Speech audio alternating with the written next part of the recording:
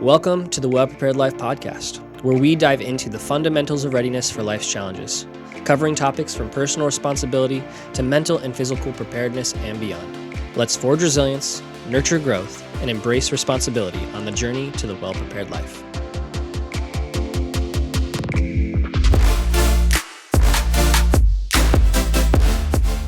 Hey, welcome to the Well Prepared Life podcast. I'm Kyle. And I'm Nathan. And this is where we forge resilience, nurture growth, and embrace responsibility. And today we're going to be talking about forging resilience, one of the big pillars here. Yeah, so we wanted to do a few episodes as we've kind of gotten rolling a little bit, gotten our feet under us, gotten some content out of we talk about this, forging resilience, nurturing growth, embrace responsibility. And we've done podcasts around those topics. We've talked about growth mindset and ownership and responsibility related to that. But we want to specifically talk about what does it mean to forge resilience, nurture growth, and embrace responsibility. So why forge resilience? Why is that important? Yeah, so one of the things that I've learned through talking to people, sitting under good leadership, and basically through living life is that there's a reason why it's forge resilience and not like grow resilience or just be resilient. Resilience comes when you go through hard things. And it is not built through just like, well, I'm just going to think in a resilient way and boom, I'm resilient. You get resilient by being in situations where you need to be resilient. That's good. What's the forge? It's like when you put something through fire. Yeah, and it makes it harder. Like a blacksmith forges things. So they stick it in, they get it to a certain heat, and then when you forge things, you actually are melding things together. And it's extreme pressure, extreme heat, and when with a blacksmith hammer, extreme violence in a sense of there's just a lot going on there. And that's what it takes to really have resilience is you have to forge it. It doesn't come on accident. It doesn't come through just random chance. Now, some people become resilient because of their hard things that happen in their life, and they didn't choose those hard things. Right. And so that's where it's sure, they maybe didn't cause themselves to be resilient, but in a sense, I would say they actually did, but through how they responded to those hard things. By surviving these hard times. Well, surviving, but also it's the resilient person doesn't just survive, they lean in. Okay. In the sense that sure, you can have somebody that makes it through a hard situation, but they were distraught the whole time. They didn't respond well. They spiraled when things were out of their control. Yeah. And they just happened to make it through. Negative Nancy. But somebody that's resilient, this definition that the American Psychological Association gives is this. It says the process and outcome of successfully adapting to difficult or challenging life experiences, especially through mental, emotional, and behavioral flexibility and adjustment to external and internal demands. So essentially, what that means is the process and outcome of adapting to difficult or challenging circumstances, primarily through behavior, through mental means. So it's what's your mindset as you approach hard things. Okay. So if your mindset is, this is the end of the world, I can't stand it, I'm spiraling, that's not resiliency. That if you make it through that, you just kind of you got by. Yeah. But the resilient mind sees those things and says, okay, what can I do in this situation? How do I respond? How do I adapt? Where can I be flexible? Where can I shift in order to not just make it through, but to make it through, hopefully thriving, but at the very least make it through where I'm better because of it. Yeah. So, and you said, so you said it could come to people who without their control, but you also said people can choose this. Yeah. So there's I think of one example in history of where it's this kind of just happened is when you have the Great Depression. Yeah. Where it's people were put in hard situations and you either learned to be resilient or you suffered without, everybody suffered, but it's you either learned to be resilient or you were just distraught or depressed the whole time. Yeah. The resilient person does not sit in depression. It doesn't mean they don't have sad thoughts. It doesn't mean that they aren't in places at times when they are for lack of a better term, downtrodden as far as where they're just feeling down and don't know what to do. That doesn't mean they're never there. Resilient people have emotions too. So what are the benefits of being resilient though? So the people who aren't resilient, they still survive. Yeah. But the people who are resilient, they survive. What are the benefits of being resilient and being positive about the tough situation versus the other there's being negative about it? Well, I What are mean, some benefits there? um, Like, I mean, why even be just in that, resilient? as far as what you said, as far as being negative about it, Hmm. as far as like, we know that people who have positive attitudes are like more encouraging to be around, somebody that builds others up, that they are people that are, when you see those people, Hmm. when they're having a good attitude in a hard situation, those are the people like, I want to be around that person. I want to be like that person. Okay. So the people that like are resilient in hard situations make good leaders. They're Okay. people who are, um, they encourage others. Okay. They are a source of steadiness and support. Yeah. Um, Builds more community. Like, mhm. it doesn't, yeah, Like they are isolate able, like themselves. I would say, like in situations like that, the resilient person is somebody that can help others even when things are hard. Where the person that is just making it, getting by, isn't thinking about helping others. They don't Okay. have the mental capacity to think beyond themselves if they're just thinking in the I see. worst negative ways. Okay. So the resilient person is like, Okay, not only can I get through this, but I can help others through this." Yeah. Okay. Um, That makes sense. So that's like kind of the like where it's like the force, like they had to get through it or not. And it's like your mindset determined how well or poorly you did in those situations. Yeah. But so like you mentioned, like choosing resilience and to be resilient, there's a reality of, there's a lot of people, everybody on earth will have some type of hard situation in their life. Nobody Mhm. is exempt from that. Right. But it is fair to say some people have it a lot harder than others, and some people a lot easier than others. It's true. And we in the West specifically have been spared a lot of the kind of forced hardship that is pretty common in most of history and still a lot of the world. Yeah. Um, where there's a reason why it's called the American dream, and it's kind of presented as this like you just kind of do your thing and it's easy and it's good. And we all know like it's not always easy. Sure. Yeah. There are hard things that happen. Mhm. But when you look at the world around us and the things that used to be like wants are now needs, and you have these things that I am dependent on, different like grocery stores and Mm. conveniences that are, we think are like Entertainment. essential for life when really they're just nice to have. Yeah. Um, we've put ourselves in a position where when things are easy, when it's easy to get food, when it's easy to like have a home, and again, not everybody is in that spot, but when Mhm. more than not people, especially in the West, are in that place where it's like you're not in a spot of being faced with hardship that forces you to be resilient all the time. Yeah. That being said, even with the small things that just happen in life, like your mindset determines a lot of how you approach them and get through them. Hmm. But for those of us in a spot where it's like, you know what, my life is honestly pretty good. I've had some hard things happen and I've learned how to respond to them in certain ways. But it's like my wife and I both have good jobs. Hmm. We have a home, we have pets, and we can afford Yeah. to have pets. Yeah. um, Right.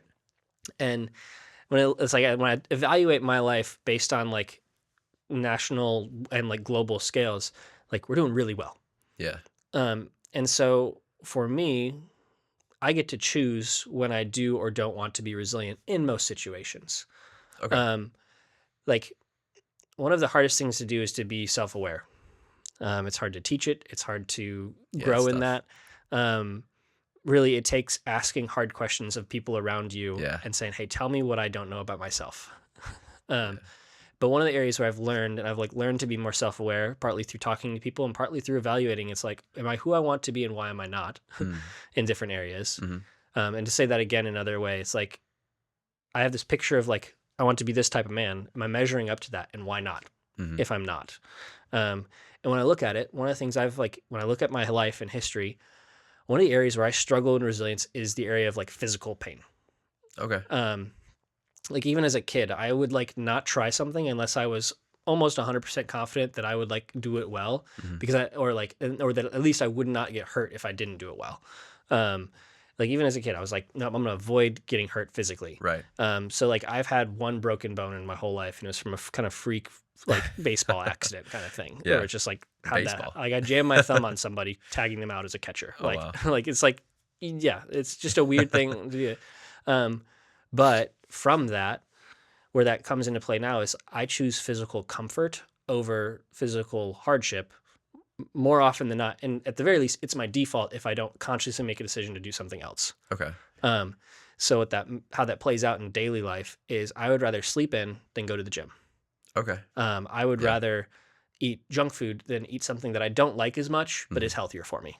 Okay. Um, I want the high now Yeah. of scrolling on my phone on the couch rather than so that's like the unhealthy dopamine of getting hits rather than the healthy dopamine of like working hard outside. Yeah. Um, so it's like I choose the easy, comfortable thing over the hard, better thing. That's interesting. Um, and I I feel like a lot of reckon, people do that though. oh, Yeah. that's yeah, Like everybody almost, yeah, it's if you not an can. uncommon thing. I mean, Right. it's easy, it's comfortable, it's Right. convenient. um, Right.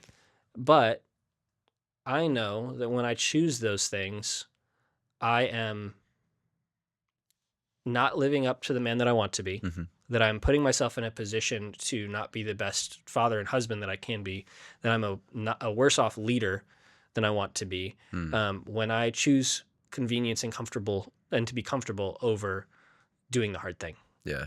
Um, Yeah. because like just to look at practical things, when I don't work out and I eat junk food, I'm putting myself in a position where if I was to be honest and like look ahead to the future, Hmm. um, I'm more likely to like for instance, like in my family where we have a history of heart disease and heart attacks. Hmm. My granddad had one at 60. My dad had one at 50, Oh a wow. heart attack. So it's like I think I eat a little bit better than they did, or at least my dad, especially at his age. Now, my dad is since then he's super healthy now, Yeah. but it's like, but there's a reality. It's like I'm putting myself in a position where it's like, thankfully that didn't kill either of them, but my dad had to have triple bypass surgery, um, and it could have killed him. Yeah. And so if I continue along that type of path, which thankfully I don't think I'm living into fully, but I'm definitely not. I would say at a spot right now where I'm happy with where I'm living. But I'm putting myself where I could remove myself from my family's life because of medical issues in the Yeah. future sooner than I should. Right. Because you didn't choose to do the hard thing Yeah, and like because I didn't choose to be not be healthy now, comfortable. which was harder, Yeah. and I chose to be comfortable. If I continue to live in that way, Hmm. I will set myself up to be at more risk for heart disease when I'm older. So choosing the hard thing could lead to better like happiness, better long life. Yeah. You would Well, say. there's some study that if you've heard of Huberman Lab, he has a really cool podcast. I listened to some of his stuff. It's very long, but there's a clip of Huberman Lab, Dr. Huberman talking to Dave.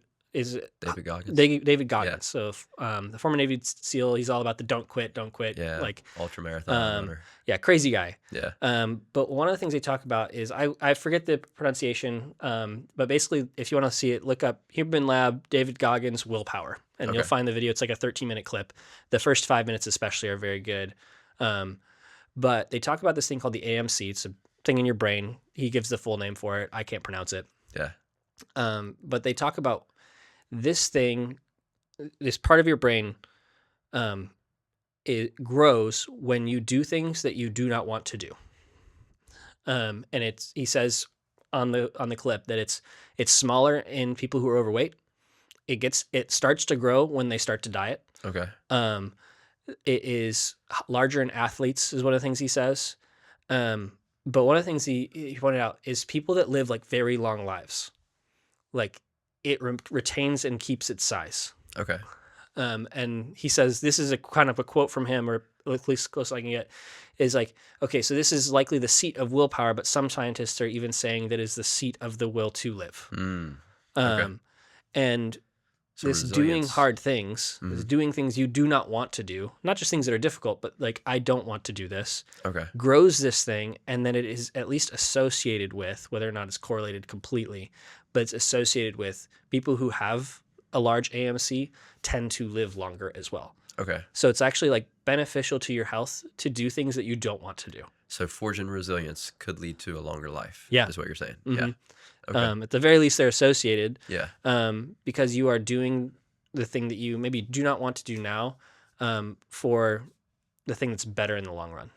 Yeah. At the very least, the kind of person who does choose hard things typically has the ability to overcome hard things in life, and then therefore has the ability to get through tough times and has the will to live. Yeah. Okay. Well, and like, It's a logical connection there. I can see it. well, it's like the resilient person, like suicide is such a big like issue. Yeah. Um, Yeah. and there's a reality that suicide happens when there's a lack of resilience. And that's not to say that people are that just to make an excuse to be like, well, you just aren't resilient enough. Yeah. It's no, this person has gone through such an extreme turmoil or hard point or of their life or depression, or they have PTSD. They have things that they don't know how to get through, Yeah. that they do not know how to get through it, and they don't know what to do. Mm-hmm. And in a hard fact kind of way, they don't have the resilience built up to make the decision. It's like, no, it's worth it for me to go through and to Yeah. continue living. Mm-hmm. And so they say, I'd rather end it than keep living. Yeah. I was thinking Even more if it's like deathbed, like, yeah, sickness or illness, something like that. You can persevere and get through it, go through the treatments. yeah, just and from like that's I think associated. the There's mindset. definitely some evidence out there to say that your mental state and your mentality around sickness has something to do with how Yeah. well you heal or not. Yeah. I don't know much about that, and I don't know a ton about suicide, and I want to be careful in talking about this. But I think there is a reality to say that when somebody commits suicide, Mm-hmm. there's a point where they said, I don't want to go through life anymore. Even if it's a momentary decision that they might have otherwise stepped out of if they had thought just a little bit longer about it. Like Yeah. that's the hard part is Yeah. in that. But that's not to say that those people have less value, that they are in any way worse or bad because of that decision. Yeah. But it is to say that there is just a reality of like the more resilience you build in your life, the more you're able to like get through those types of situations and come out on the other side stronger and Mm-hmm. more ready for hard things in other places of your life in the future. Yeah. So if you choose to do the hard things now, it'll make you more prepared to do when life comes up. Yeah. Outside of your control. And so that's where it's like this idea of we choose to be resilient and we choose to find hard things in our life now, because we don't know what life's going to throw at us. But it's not fun to choose resilience. That's totally true. To choose a hard thing. That's not a fun thing. That like in my mind, I'm like, man, I don't want to get up early to work out or not eat the donut. Yeah. Yeah. So what would you recommend for people to like that are struggling to choose hard things or to forge resilience? What would an action step be for you? Well, I'd say first, look at in your life of where you maybe are more resilient or where you aren't. Like one of the things I do know is, relatively speaking, like I handle mental, emotional pressure and stress pretty well. Okay. Not always perfectly, but I find that like it's definitely like the physical side of it is where it undermines and undercuts my like. So it's like when I have less sleep, when I'm tired, when I'm hurting, like when I'm in pain, sick, Yeah. that's when my mental like resilience is worse. But if it's just mental, emotional, relational, it's like I tend to handle that and get through it and like think and not spiral Okay. in those situations. And so for me, like I need to emphasize the physical. Yeah. And so maybe you're like, hey, I do fine getting up early in the morning, going to I like that. I'm a morning person. That's easy for me. Again, going back to like the Goggins Huberman clip is like, well, what is the thing that you do not want to do that is hard? Okay. And Yeah. so that's the action step is find the thing in your life that you know that you should be doing that you don't want to do. And just little baby steps. Yeah. Right. Doesn't Start have to doing be it. overwhelming. Start doing Okay. it. I mean, Goggins would say, just do it. Yeah. Don't quit. And that's where I would say, do it and do it in a way that you can commit to it. And then if that's a small thing, like for me, like a good example of that might be like, as far as like, I need to like, since in the last few months, since we had our baby, and sure, she's still young, there's excuses I can put. I've gotten less sleep and not consistent sleep. That's true. And there is some grace in that, like as far as for a season to be out of rhythm, but Yeah. to get back into it. And I wouldn't say even I'm at the spot where I'm like, I should be like, oh, I'm punishing myself or I'm like upset that I'm not back into a rhythm yet. But as I think about these things, there is an element where what is the next step? Maybe the next step for me is like I actually set a time when I get up versus just waiting for my daughter to wake up, and that's when I get up. Okay. Have an alarm. Yeah. And so it's like, and like I did that really well before she was born, but now she wakes up within 30 to 45 minutes of the time that we typically get up, in addition to the other times during the night that she gets up and wakes us up. And so I'm like, I'm just going to get as much sleep as I can get. Yeah. We'll make it through. But I could see like the next step for me being like, no, I set my alarm for 6 every morning and I get up whether or not she's up. And if she's up, great. I just take care of her, do what I need to. If she's not up, I use that time to like lean into like time with God and Bible study, or into like at home workouts, and like just Do some doing stretching. doing Yeah. something that is The minute plank and the um, push-ups. like I have a friend, mutual friend of ours, Ryan, who he takes a cold shower every morning, Yeah. um, just because he doesn't want to. Yeah. And it's like I heard that, kind of yeah. the mentality is, I did this thing that I don't want to today, I can do other things that I don't want to today. Yeah. Um, Builds that willpower. and so he does that. He takes a like ice cold, like it's basically as cold as a shower will go, Yeah. and it's short. It's like a 2-minute shower, but he does that every morning just That's because he doesn't want to do it. Gosh. That's tough. And that sucks. I've taken cold showers before. They are not fun. I can't handle it. Yeah. That's one of the things I have said no to yet as of now. And I'm like, Yeah. maybe there'll be some point in my life where I'm like, yep, that's a thing I need to do, but not right now. I've tried it once, and I really enjoyed the hot showers. Yeah. Didn't do it anymore. Yeah.